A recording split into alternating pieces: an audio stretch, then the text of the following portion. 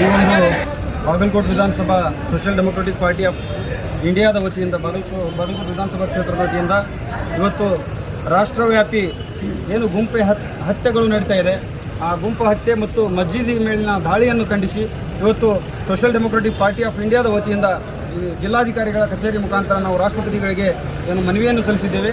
ಮುಂದಿನ ದಿನಮಾನಗಳಲ್ಲಿ ಈ ರಾಷ್ಟ್ರದಲ್ಲಿ NDA ಸರ್ಕಾರ 3ನೇ ಬಾರಿಗೆ ಅಧಿಕಾರಕ್ಕೆ ಬಂದ ನಂತರ ಇಲ್ಲಿವರೆಗೂ 7 ಮುಸ್ಲಿಂ ಯುವಕರ ಮೇಲೆ ಏನು ಗುಂಪು ಹತ್ಯೆಯನ್ನು ನಡೆಸಲಾಗಿದೆ ಮತ್ತು ಅದೇ ತರನಾಗಿ ಕೊಲ್ಲಾಪುರದ ಜಾಮಿಯಾ ಮಸ್ಜಿದ್ ಮೇಲೆ ದುಷ್ಕರ್ಮಿಗಳು ಇವತ್ತು RSSನ ಗೂಂಡಾಗಳು ಅಂತ ಹೇಳಿಕೆ ನಾನು ಇಷ್ಟಪಡ್ತಾ ಇದ್ದೀನಿ. ಆ ಒಂದು ಗೂಂಡಾಗಳು ತಮ್ಮ ಗೂಂಡಾ ಪ್ರವೃತ್ತಿಯನ್ನು ಮಸ್ಜಿದಿ ಒಳಗಡೆ ಚಪ್ಪಲಿಯನ್ನು ಹಾಕಿಕೊಂಡು ಕೆಂಪು ಶಾಲನ್ನು ಹಾಕಿಕೊಂಡು ಅವರು ಮಸ್ಜಿದಿ ಒಳಗಡೆ ನುಗ್ತಾರೆ ಅಂತಂದರೆ ಈ ದೇಶದ ಸಂಸ್ಕೃತಿ ಅವರಿಗೆ ಗೊತ್ತಿದೆಯಾ ಅಂತ ಹೇಳಿಕೆ ನಾನು ಇಷ್ಟಪಡ್ತಾ ಇದ್ದೀನಿ. ಯಾಕಂತಂದರೆ ಯಾವುದೇ ಧರ್ಮದ ವ್ಯಕ್ತಿಗೆ ನಾವು ನಿಂದಿಸುವಂತಹ ಈ ಒಂದು ಸಂವಿಧಾನದ ಅಡಿಯಲ್ಲಿ ಬದುಕ್ತೀವಿ ಅಂತಂದರೆ ಯಾವುದೇ ಧರ್ಮದ ವ್ಯಕ್ತಿಗೆ ನಾವು ನಿಂದಿಸಬಾರ್ದು, ಯಾವುದೇ ತಾರತಮ್ಯವನ್ನು ಕೂಡ ಮಾಡಬಾರ್ದು.